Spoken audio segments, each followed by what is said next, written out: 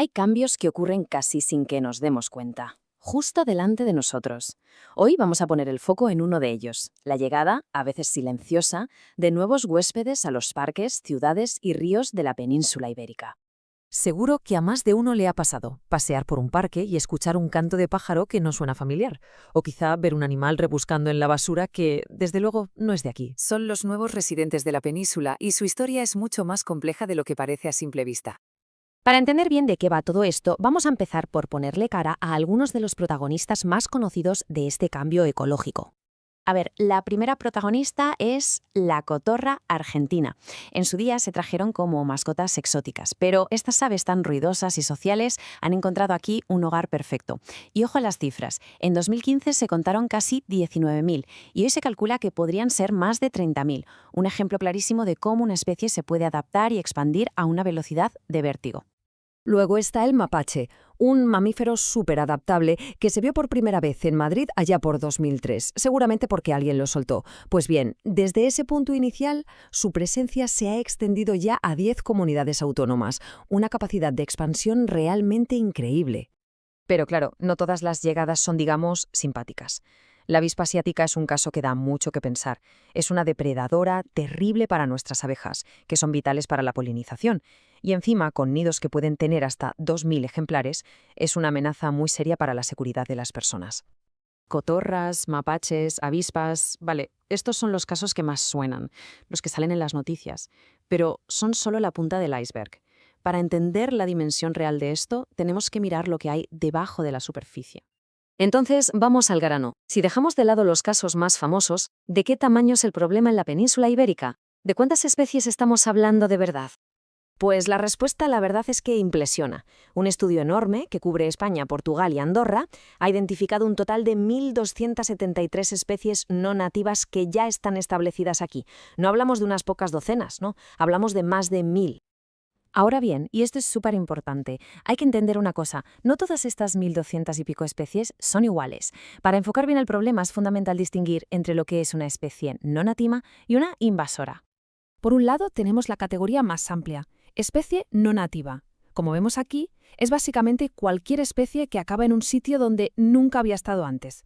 Y la causa casi siempre somos los humanos, ya sea a propósito o por accidente. Pero aquí viene la clave, el punto fundamental.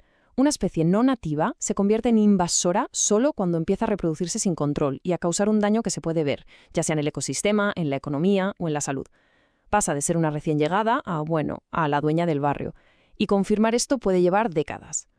Entonces, de esas casi 1.300 especies no nativas, ¿cuántas son invasoras de verdad? Pues el gráfico lo dice todo. Ahora mismo, solo un 10%, unas 120. Pero esta es una foto fija. Lo realmente peligroso es que cualquiera de las otras podría convertirse en invasora con el tiempo, según se vaya adaptando. La pregunta del millón, claro, es ¿y cómo han llegado todas hasta aquí? ¿Cuáles son esas puertas de entrada que han permitido esta invasión silenciosa? Pues el motor principal, como era de esperar, es la actividad humana. Las rutas son de lo más variadas, desde los polizones que viajan de gorra en barcos o aviones hasta las que se escapan de jardines o granjas. También están las liberaciones intencionadas y, por supuesto, el tráfico ilegal de especies. Claro, todo esto tiene consecuencias. Y más allá del impacto ecológico, que es gravísimo, ¿cuál es el coste real? El que se nota en el bolsillo. Como vamos a ver, la factura es bastante alta.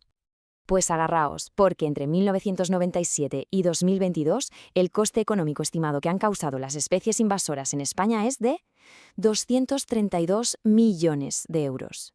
Una cifra brutal. Dinero que se va en gestionar un problema en lugar de destinarlo a otras cosas. Y lo más fuerte no es solo la cifra, sino en qué se gasta ese dineral.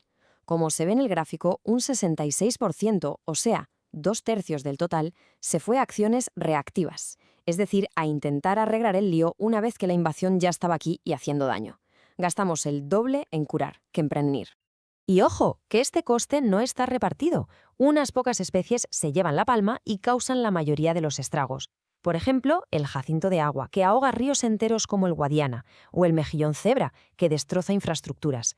Ellos son los principales culpables de esta factura millonaria. Pero el dinero al final es solo una parte. El coste ecológico es tremendo. Las especies invasoras son la segunda causa de pérdida de biodiversidad en el mundo. Y, atención a este dato, están detrás del 40% de las extinciones de animales de los últimos 500 años. El daño a los ecosistemas es, muchas veces, para siempre. Con un panorama así, la pregunta es inevitable. Con un problema de esta magnitud y con todo lo que hay en juego, ¿hay alguna solución? ¿Qué se puede hacer? La respuesta de los expertos, la verdad, es bastante cruda. Como dice esta cita, una vez que una especie ya se ha asentado y expandido, erradicarla es virtualmente imposible.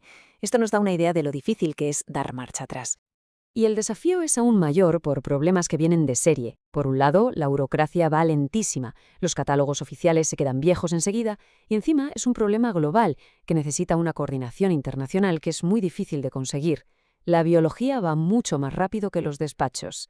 Así que, si erradicar es casi una utopía, ¿qué nos queda? Pues cambiar el chip.